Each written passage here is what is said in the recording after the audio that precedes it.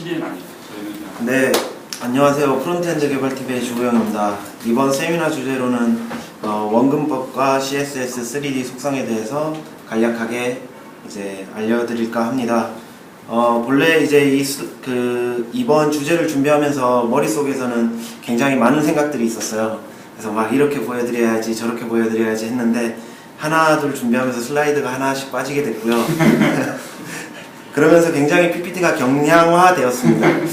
가볍다는 건 좋은 거니까요. 네. 어쨌든 그래서 너무 큰 주제나 뭐 큰 지식들은 없어요.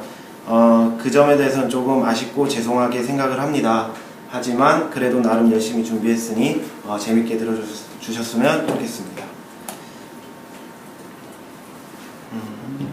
네. 앤드류 블럼이라는 사람이 있었습니다. 그는 저널리스트인데요. 인터넷의 실체라는 주제로 2012년에 테드에서 강연을 했던 사람입니다. 그는 인터넷의 실체를 알기 위해서 해저 광 케이블을 설치하는 바닥까지 가가지고 그 과정을 지켜보고 느낌과 생각을 공유했습니다. 인터넷을 사용하는데 물리적 실체가 중요할까요? 저도 잘 모르겠습니다. 당장 브라우저를 켜고 웹서핑을 하는데 그다지 중요하지 않으니까요. 어찌됐던 그는 늘 스티븐슨의 말을 인용하면서 알아야 한다고 말하고 있습니다. 이번 발표도 같은 맥락이라고 보시면 되겠습니다. CSS 3D의 하나의 속성인 퍼스펙티브를 사용하기 위해서는 당장 필요하지 않은 지식에 대해 좀 알려드려야 하나? 라는 의문이 있었습니다.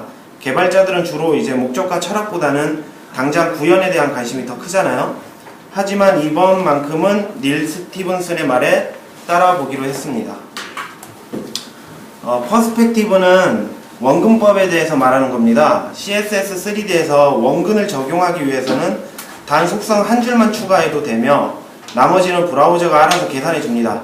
하지만 원근 자체에 대한 이해도가 있으면 어떤 CSS 3D의 구현 시 더 디테일한 작업을 가능하게 해줄 거라고 믿습니다.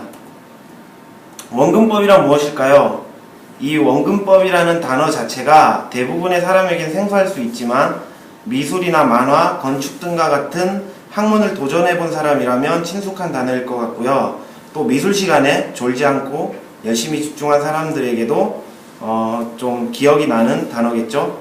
원근법이란 3차원의 물체가 위치하는 공간과 관계를 2차원적 평면에 묘사하는 기법을 가리킵니다. 3차원의 공간과 관계를 2차원적 평면에 묘사한다라고 하는 기법이라는데 선뜻 잘 이해가 되지 않으실 텐데요. 이해를 위해서 투시법을 좀 살펴보겠습니다. 오늘 오면서 제가 까만 도화지를 하나 사왔습니다. 그것은 이제 2차원적 평면이죠. 그곳에 제가 선을 하나 그었습니다.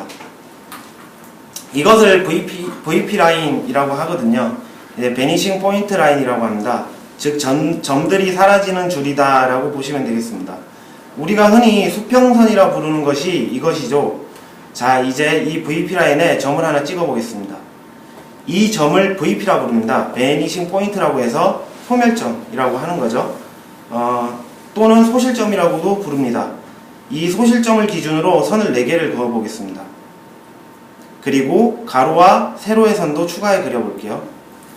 자, 이제 VP 라인 이제 뭐 여러 가지 부가적인 선을 지어 보겠습니다. 자, 어떤가요? 3차원의 박스가 보이시나요? 이러한 일련의 원근법 원리를 1소점 투시법 또는 1점 투시법이라고 합니다. 즉 소실점이 한 개 있는 원근법이다 라고 이해할 수 있습니다. 미술 시간에 배웠던 것이 조금 기억이 나실지 모르겠습니다. 자, 이제 VP가 2개인 거거든요. VP가 2개를 이용한 투시 원근법이라고 해서 2점 투시법이라고 하는 것입니다. 이제는 VP가 3개입니다. 보이시나요? 좌우측 그리고 하단에 이렇게 소실점을 기준으로 선을 긋고 원하는 모양을 그리게 되면 이렇게 3D와 같은 박스가 전혀 눈에 볼 때 이상함이 없는 박스가 그려지게 되죠. 소실점이 3개라고 해서 3점 투시법이라고 하는 것입니다. 이제 3차원의 물체가 위치하는 공간과 관계를 2차원적 평면에 묘사하는 기법이라는 말이 이해가 되겠죠? 저는 이 발표를 준비하면서 궁금해졌습니다. 원근법이 누구에 의해서 발견되고 사용된 것인지 말이죠. 그래서 조금 찾아보기로 했습니다. 네, 원근법에 가장 먼저 관심을 기울인 인물은 이탈리아 피렌체 출신의 건축가 브루넬레 스키라고 합니다. 그는 건축공학이라 불릴 만한 측정과 법칙에 의해 원근법을 발명한 것으로 알려져 있다고 하네요. 원근법을 사용한 목적은 건물의 실체를 미리 사람들에게 보여줄 목적이었다고 합니다. 그는 이 피렌체 대성당이라는 건축물을 건축한 건축가로 유명합니다. 미술에 있어 원근법을 완성시킨 사람은 화가 우첼로라고 합니다. 원근법의 발명자라고도 불린다고 합니다. 신기하게도 두 분 다 피렌체 사람이죠. 그의 유명한 작품은 산 로마로 전투라고 합니다. 정확히 어떤 그림인지는 잘 모르는데 그래서 좀 찾아봤는데 1432년에 산 로마로에 있었던 시내아군을 격파한 니코로 다 트렌티노를 기념하기 위하여 제작한 것이라고 하네요. 이 그림은 원근법을 정밀하게 도입한 그림으로 유명하다고 합니다. 전투가 일어나고 있는 그림 뒤에 멀리 배경이 보이는 것을 알 수 있죠. 우첼로는 수학적 이론을 바탕으로 원근법을 구상했는데 이는 3차원적 공간성 물체를 재구성해내는 놀라운 결과를 가져왔다고 합니다. 그가 원근법을 이용해 그림을 그리기 시작한 후부터 예술가들은 모두 이 놀랍고도 새로운 기법을 받아들여서 이전과는 다른 회화의 르네상스를 가져왔다고 전해진다네요. 회화의 르네상스는 이탈리아의 르네상스의 한 종류로서 자세한 건 위키를 찾아보세요. 대부분 이제 고분 벽화 보면은 다 2차원적으로 그려서 뭔가 눈에 볼 때 좀 별로 이상하지 않았습니까? 이제 그런 그림을 탈피하게 된 거죠. 네, 이제 CSS 3D의 원근 속성을 만나보도록 하겠습니다. 앞서 제가 설명드렸던 이론을 이제 좀 이해를 해서 머리에 담고 보시면 좀 더 재밌을 겁니다. 자, 엘리먼트를 하나 만들고 X축 방향으로 45도 회전시킨 코드입니다. rotate X 45도라고 읽겠죠. 자, 이 코드의 결과를 보겠습니다. 보이시나요? 이 엘리먼트는 분명 45도 회전되어 있습니다. 하지만 우리 눈에는 그저 높이가 작은 사각형 엘리먼트로 보이는군요.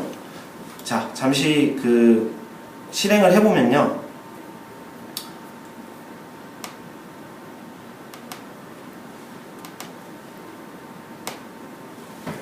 보이시죠? 저희는 앞서 코드에서 이 엘리먼트를 45도 회전시켰어요. 이 코드가 보이시나요? 45도. 저희가 또 60도를 회전시켜 보겠습니다. 그래도 그저 높이가 작아진 사각형으로 밖에 보이지 않는 거죠. 이유는 무엇일까요?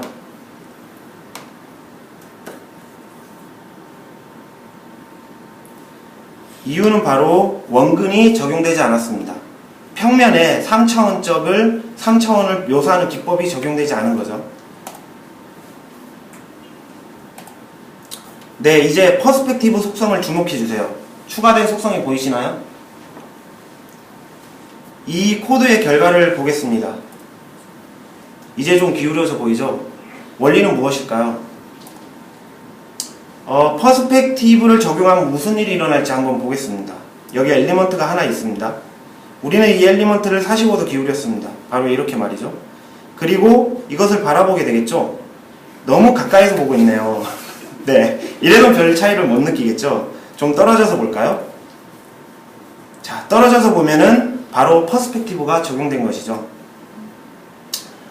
이렇게 퍼스펙티브 1000이라는 속성을 부여하게 되면 마치 1000px만큼 떨어져서 바라보는 효과를 부여하게 되는 것입니다.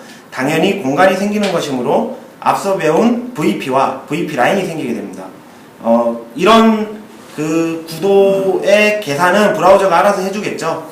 이제 그렇습니다. 예. 여러 개의 엘리먼트에 속성을 적용해 보겠습니다. 오리진 속성을 주목해 주세요. 멋진 공간 효과가 생기는군요. 어색하군요. 제가 이거 집에서 연습한 말투예요. 오리진 속성은 VP 라인, 아까 저희가 흔히 말하는 수평선이라고 불렀던 것들, 수평선 값을 지정해 주는 겁니다. 즉 눈높이를 조절하는 속성이다 라고 이해하시면 되겠는데요. 잠깐 보실까요? 네.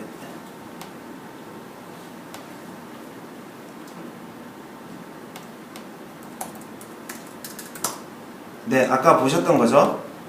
여기서 오리진 속성이 보이시죠? 눈높이가 500m, 저희 키가 500m라고 생각해도 되고요. 이거를 조절을 하게 되면 한 800이라고 쳐보겠습니다. 이렇게 되면 수평선이 어디에 있는지 감이 잡히시나요? 그리고 마이너스 800으로 해보겠습니다. 아이고, 너무 이상하네. 100. 네, 수평선이 어디에 있는지 가늠이 잡히시죠? 그 수평선의 값을 조절해주는 속성이다 라고 보시면 되겠습니다. 네. 네, 이것도 마찬가지로 이번에는 그 오리진 값을 280px로 바꿔본 거였거든요. 이렇게 그 소실점이 어느 방향으로 밀집되어 있는지 확인할 수 있겠습니다. 이 속성들이 왜 중요한지, 왜 이 이론을 알아야 하는지 조금 더 재밌는 것으로 보겠습니다. 여기 문 그림이 있죠? 문이 활짝 열려 있네요. 그리고 밖에는 바다가 보입니다. 근데 이런 요구사항이 들어왔다고 합니다. 이제 그 문을 이렇게 활짝 여는 효과를 주고 뒤에 바다가 보이도록 해달라고. 근데 이 문은 조금 이상해 보입니다. 이유가 무엇일까요? 수평선이 뒤틀린 게 보이시죠? 문 엘리먼트의 효과의 수평선과 바다 그림의 수평선이 현저하게 다릅니다. 사람의 눈은 잘 발달해서 이런 뒤틀림을 바로 알아보기 때문에 어설픔을 알아낼 수 있습니다. 마치 다른 공간에 있는 것처럼. 그렇죠? 이번에는 좀 다른데요. 해변에 딱 그 집이 지어졌다고 생각을 하시면 되겠습니다. 이렇게 보시면 이제 문 엘리먼트의 소실점과 바다의 수평선이 딱 맞춰져서 아까보다는 더 자연스러운 이런 효과를 낼 수 있는 걸 알 수 있습니다. 네, 이것으로 우리는 원근법과 투시법, 그리고 퍼스펙티브 오리진에 대해서 원근 적용 시 수평선을 주의해야 하는 것도 이해했습니다. 이외에 CSS 3D에는 많은 속성이 있는데요. 뭐 트랜스폼이다, 로테이트, 트랜슬레이트 여러 가지가 있습니다. 그런 속성들은 직접 만나보시길 바랍니다. 제가 준비한 것은 여기까지입니다. 감사합니다.